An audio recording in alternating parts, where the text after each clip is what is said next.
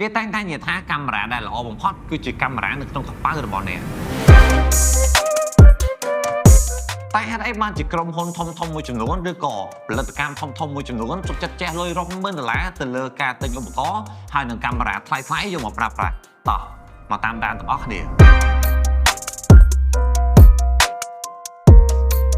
ចម្លើយគឺកាមេរ៉ាថ្លៃៗមិនគ្រាន់តែផ្ដិតយករូបភាពឬក៏វីដេអូនោះទេគឺវាផ្ដល់នៅ data ហើយនឹងទិន្នន័យដែលនៅពេលដែលអ្នកថតជាលក្ខណៈ RAW ឬក៏ log អ្នកមានសិទ្ធិនៅក្នុងការកែប្រែពន្លឺកែប្រែពណ៌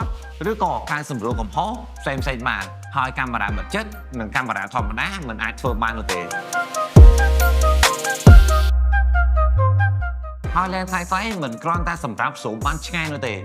វាអាចគ្រប់គ្រងពន្លឺ sharpness bokeh និង color matching របស់កាមេរ៉ានីមួយៗហើយវាបង្កើតផ្ទៃខាងក្រោយដែលអាចប្រៀបបានយ៉ាងល្អដែលគេអាចហៅបានថាមួយទៀតនោះគឺ depth of field ដែលធ្វើឲ្យអ្នកមើលចាប់អារម្មណ៍ចំណុចដែលអ្នកចង់បង្ហាញ